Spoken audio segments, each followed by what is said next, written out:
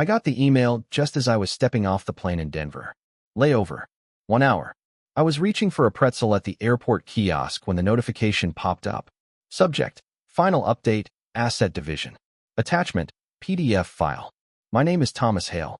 I'm 47 years old, a financial consultant with 21 years in the business, mostly advising mid-size firms on risk portfolios. I travel often: conferences, client meetings, a little consulting in London, Singapore, Dubai. You do that long enough, you get used to the silence when you come home. You stop asking for a parade. I opened the PDF while standing in line for a bottle of water. The first line hit like cold brass knuckles. This document serves as final notice of agreed-upon asset liquidation following spousal separation. There it was. Everything we owned, cataloged, valued, and marked for sale. Property, furniture, jewelry, even my damn vinyl collection, which meant more to me than our king-sized bed ever did. All listed under a brokerage contract signed by Amelia Hale and Marcus Levant. Marcus Levant. The name sat on my tongue like ash. My colleague, my mentee, my friend, also my lover. I closed the file slowly. No twitch in the brow, no tightening of the jaw, just acceptance. Somewhere between fatigue and finality. Behind me, a child screamed over a crushed bag of gummy bears. The man at the counter asked if I wanted a receipt. I shook my head. I didn't storm off, didn't call her, didn't scroll through old texts or photos.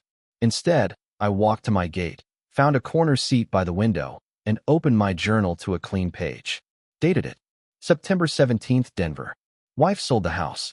My records. My guitars. With him. With Marcus. The plane to Chicago was delayed 30 minutes. I used the time to order a bourbon. Neat. When the server brought it, I raised the glass in a quiet toast. To endings that don't scream, to betrayals that whisper. See, I've always been calm under pressure. Built for it. In my line of work, panic is a liability. I could lose $250,000 in a bad trade and still smile at the client while my stomach folded in on itself. This was no different. I sipped slowly, folded the printout of the PDF into my briefcase, and sent Amelia a reply. Understood. That was all. No expletives. No please. Not even a question. Later, as the plane lifted off, I stared at the dotted lights below and thought about how quiet endings are. How no one warns you the last time your wife says, "I love you," will feel like any other time. How no one tells you that the man you trusted with your secrets, your shame, your heart, could be the one to hollow out your life with a smile. I didn't sleep that night in the hotel. Just sat by the window, watching traffic pass, listening to a jazz station on low volume. At some point, I found myself whispering his name aloud. Marcus. Like I was trying to make sense of it. Like maybe if I said it enough, it would sound like someone else. They didn't just take the house. They took the quiet, curated life I'd built with meticulous effort. The art of being dependable, restrained, invisible when needed. I never needed to be adored. I just wanted to be enough. I guess I never was. But here's the thing they don't know. Not yet. I keep records. I listen. I remember things other people forget. And I never let emotion interfere with strategy. They think they left me in ashes. But they don't realize I'm already rebuilding in the smoke. 2 days after Denver, I was back in my apartment in Chicago, a 2-bedroom rental I'd never intended to stay in long. Amelia and I were supposed to move back in together after her fellowship wrapped in Cambridge. That was the plan. That's what we told people. That's what I believed. But now the apartment looked like a holding cell. Empty walls. Boxes I never unpacked. A half-full bottle of rye whiskey on the kitchen counter, sweating under a dim light. I set my bag down, pulled the blinds halfway closed, and sat in the armchair near the window. I stayed like that for hours, not thinking, not moving, just listening. You'd be amazed how loud silence can get. When it broke, around 1:14 a.m., it wasn't with a cry or a curse. It was a laugh. Short, sharp, ugly. It came from somewhere deep in my chest, surprised even me. I laughed like a man watching his own life from the outside. I laughed because if I didn't, I might finally lose whatever grip I had left on my composure. Then the feeling came. Not grief. Not yet. Not even rage. It was humiliation. A dull ache that spread slow like frostbite. The kind that tells you you've been the last to know for a very long time. Marcus. He used to call me his mentor. Used to ask for my help navigating the company's politics. I taught him how to read a room, how to handle board meetings, how to finesse difficult clients. He used to stay late, linger at my office door with questions and soft smiles. One night after drinks, I kissed him. The second time, he kissed me. He was magnetic in a way I never let myself be. Reckless, charming, bright-eyed with ambition and deeply dangerous, though I didn't know it then. I told myself it was just an affair, an outlet, a temporary orbit that wouldn't pull us in. And then I told myself it meant more than that. And now? Now I know what it meant to him. Leverage. Amelia knew. She had to. Or maybe she didn't.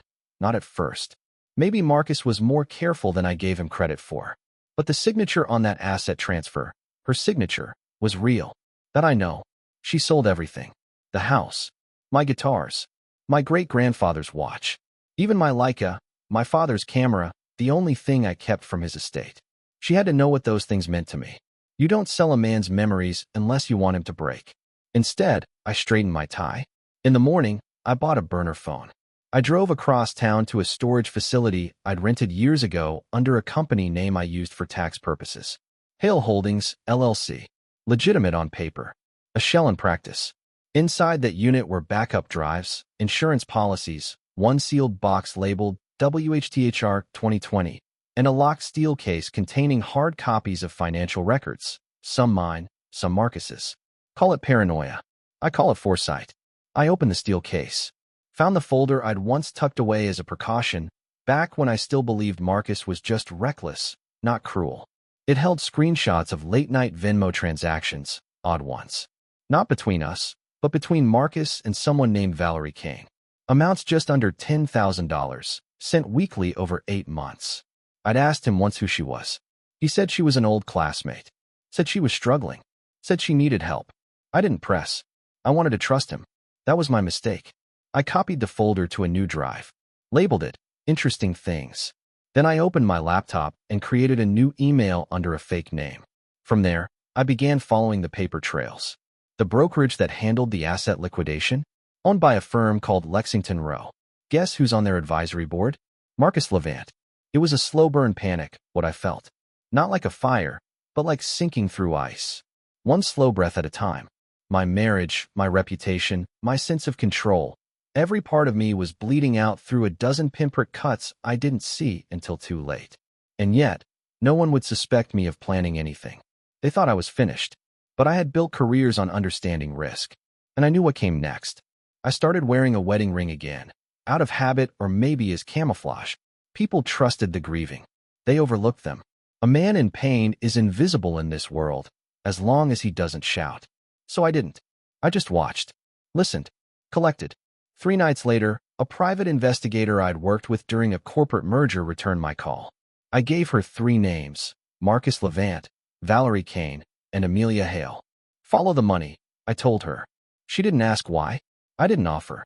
Let them think I'm broken. Let them think they've won. All the while, I'm setting the charges under the floorboards of their new life. Because this isn't grief. This isn't heartbreak. This is the calm before I pull the pin.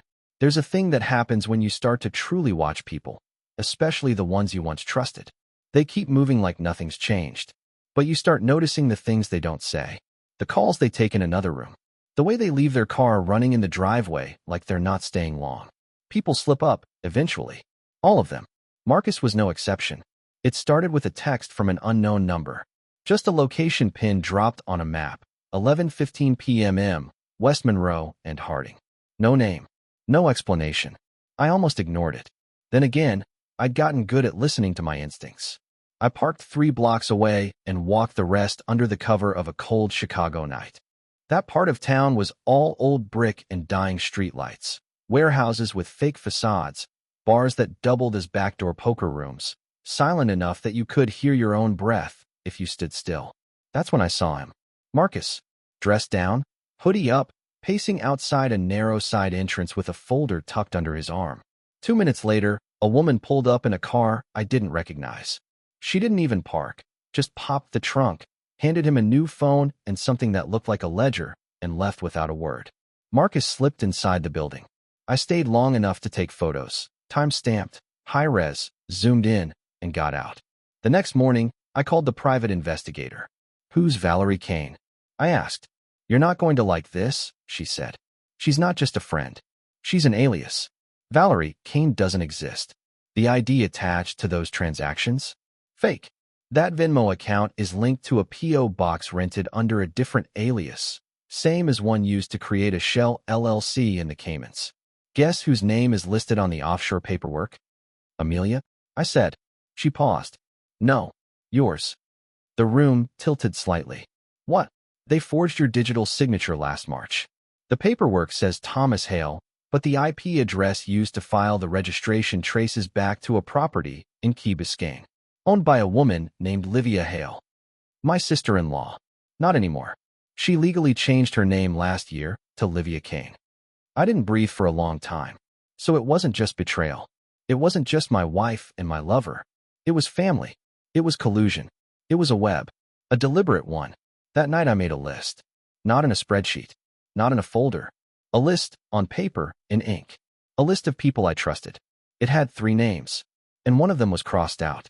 The next day, I went into the office for the first time in weeks. The firm was sleek, all glass partitions and quiet hallways. Marcus's name was already being floated for promotion. I walked through that place like a ghost in a tailored suit. People nodded at me like I hadn't disappeared.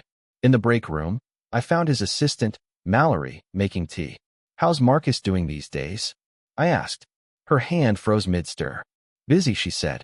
Stressed, I think. Funny. He always thrived under pressure.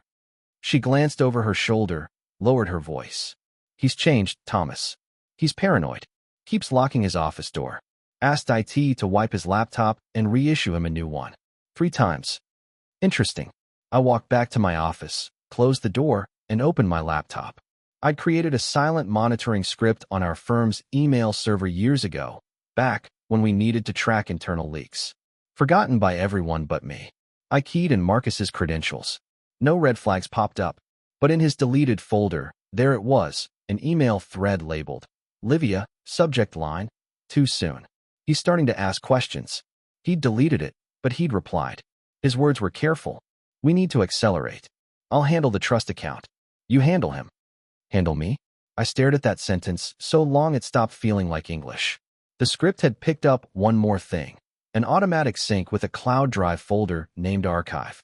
It contained spreadsheets, invoices, and a document labeled Asset Liquidation Phase 2. Inside, a timeline, a schedule, a full plan for dismantling everything I owned, my accounts, my equity stakes, even the artwork I'd lent to a gallery Amelia curated for a brief stint during our early years. All itemized for sale. Next to April 22nd was a chilling entry. Move remaining funds. Confirm flight. A flight to Lisbon.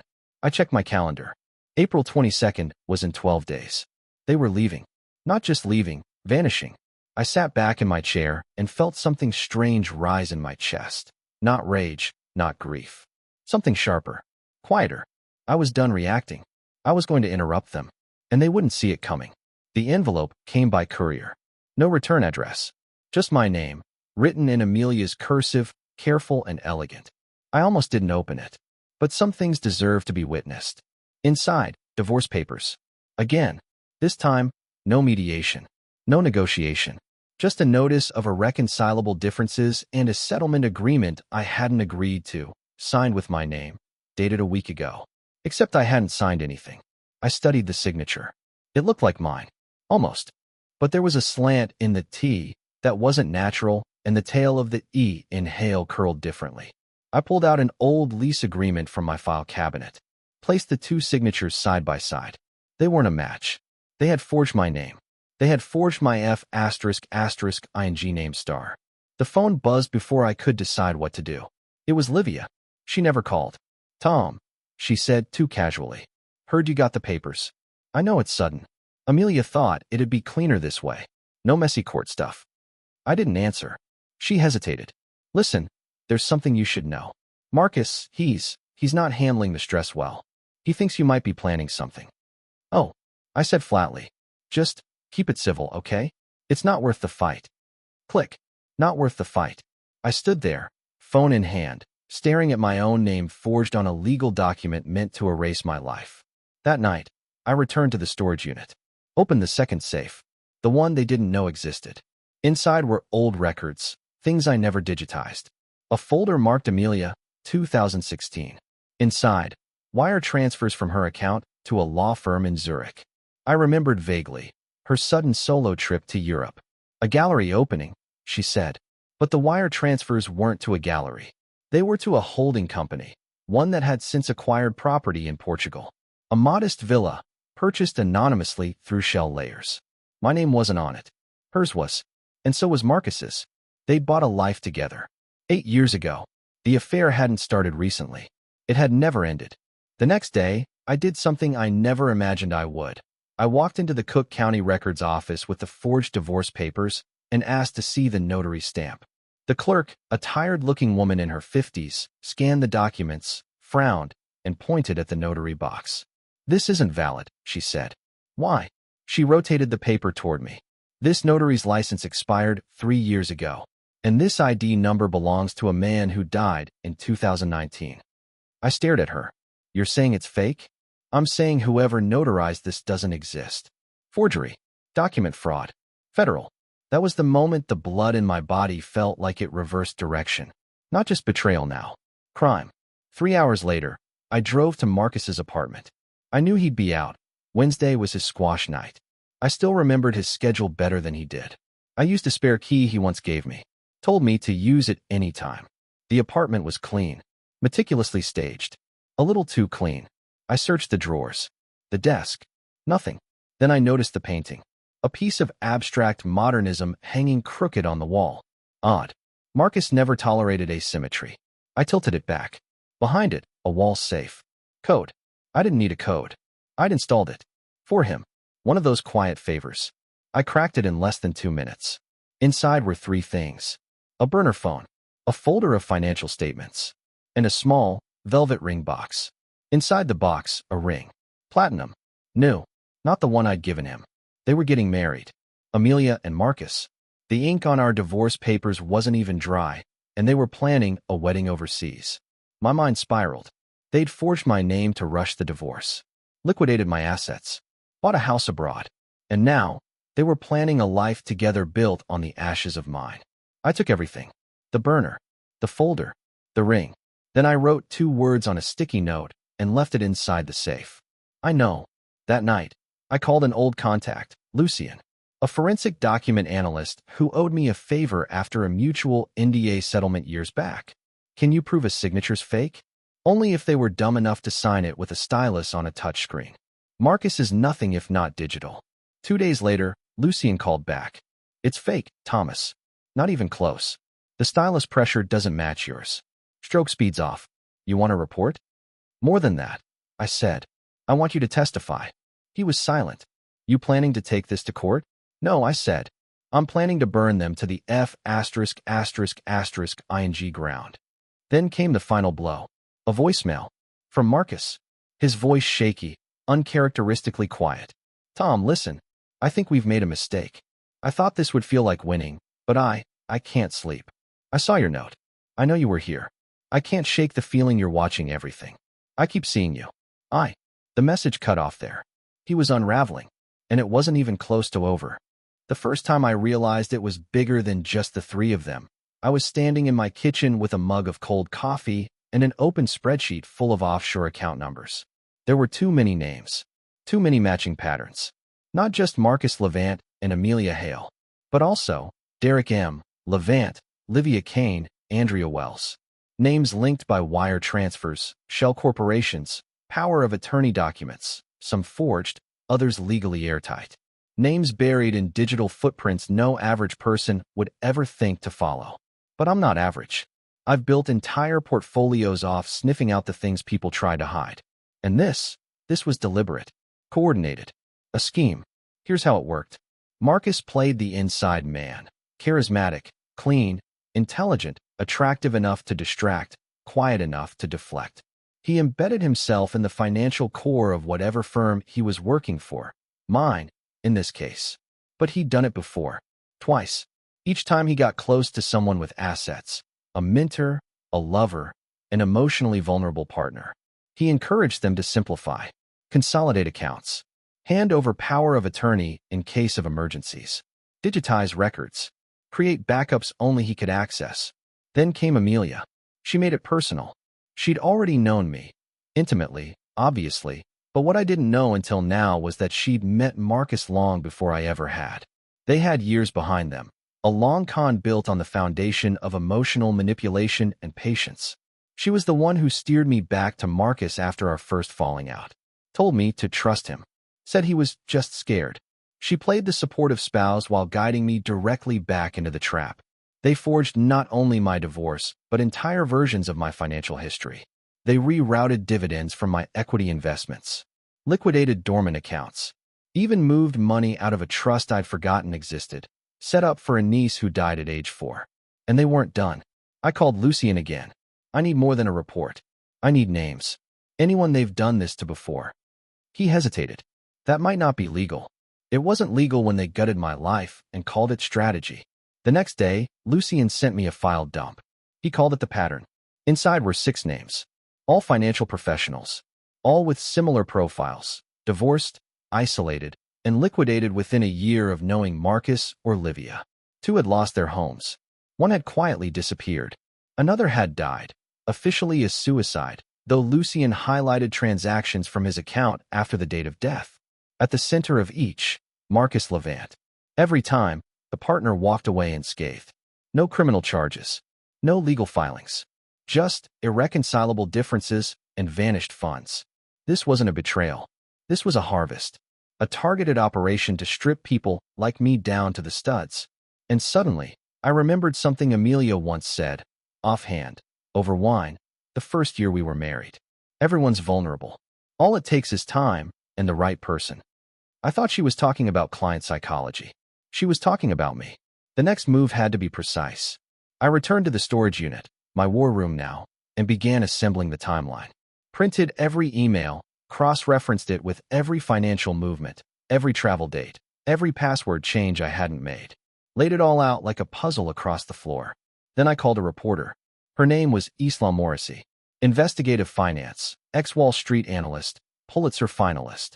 I'd worked with her once years ago when I was a whistleblower on a hedge fund that cooked its books to fake quarterly gains. I have something, I said. Is it personal? It's massive. She met me at a quiet cafe outside Evanston the next morning. I handed her a flash drive and a sealed envelope. If anything happens to me, I said, that envelope goes to the FBI, not the state. Federal. Isla's eyes narrowed. What am I looking at? A ring, I said. No guns. Just signatures. Just paper. But they've stolen more money this way than most armed robbers ever will. End your roll. I paused. The mark. 2 days later, Isla called. I verified 6 of your accounts. Every single one has forged withdrawals.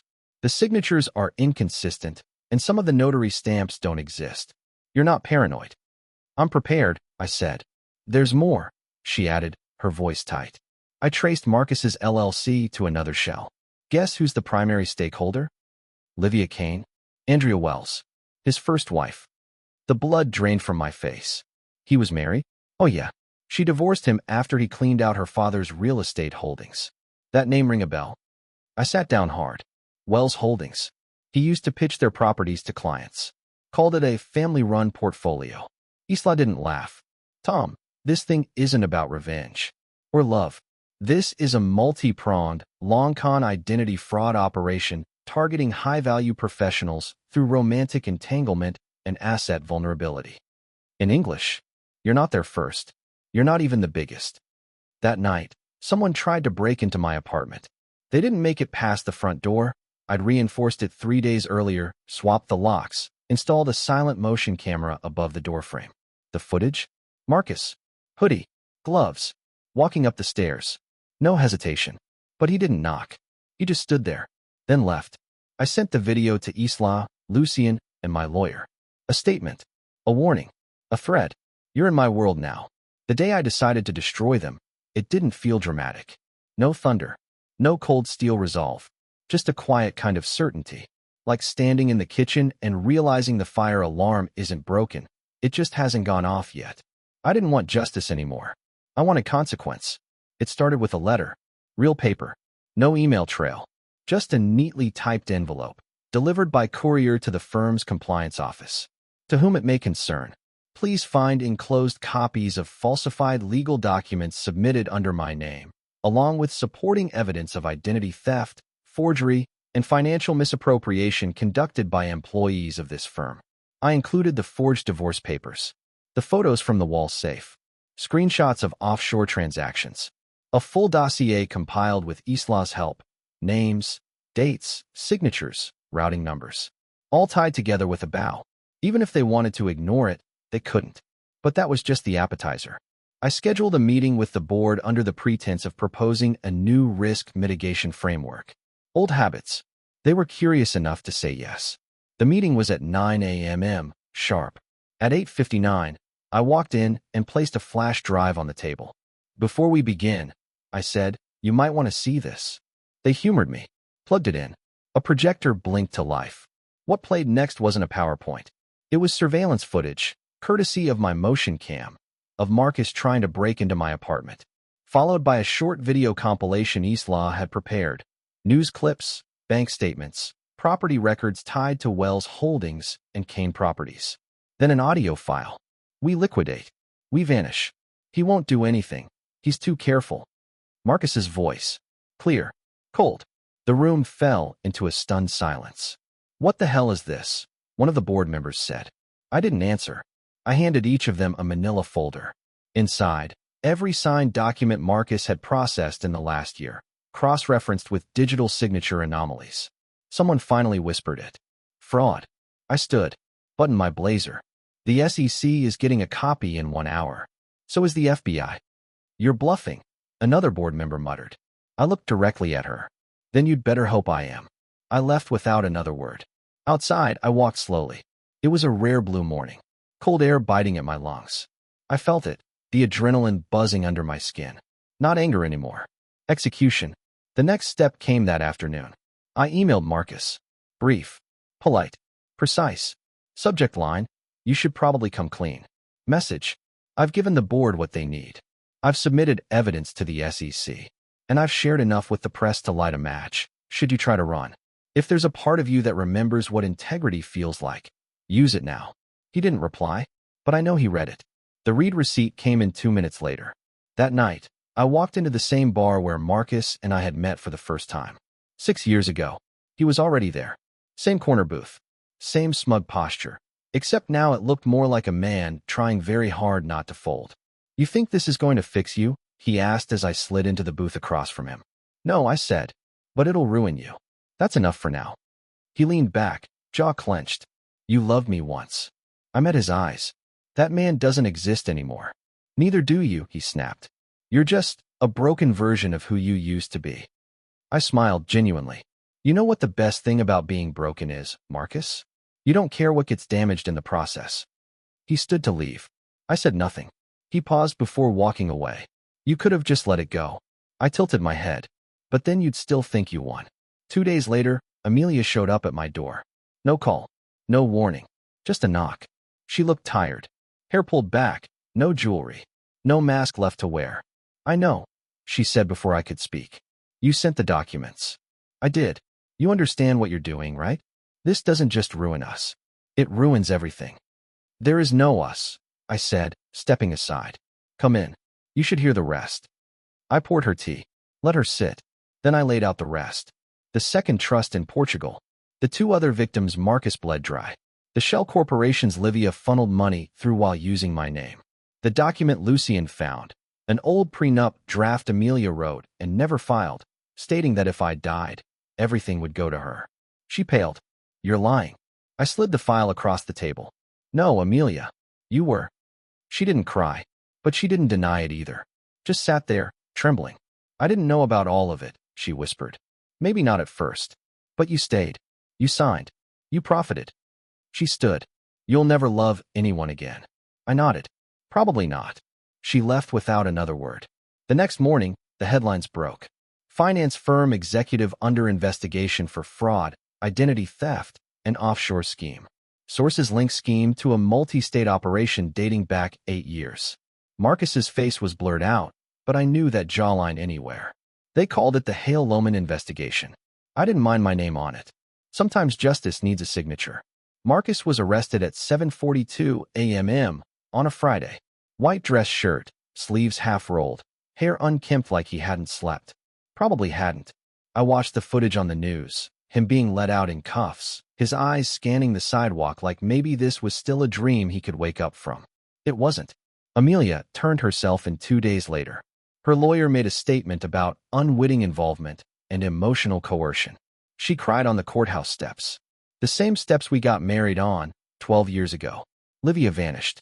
Last seen boarding a flight to Madrid with a forged passport. The feds were still tracing the funds. I got a letter from Marcus. Handwritten. For pages. I read the first line. You were the only thing that felt real. I burned it without reading the rest. The firm settled quietly, reputation over retribution. They offered me a public apology, an NDA, and more money than I'd made in a decade. I declined. Instead, I stood in front of the SEC panel, looked each suit in the eye, and told the truth. This isn't about money. It's about how many people looked away. I walked out with nothing. And finally, that felt like enough. I moved out of the city, rented a cabin 2 hours north with no Wi-Fi and too many trees.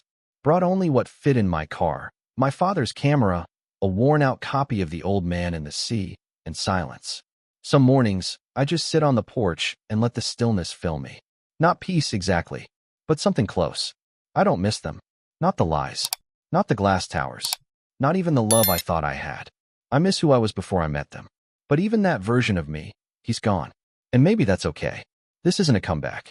This is the part where the noise ends and something new begins. Quietly. On my terms. Alone, but free.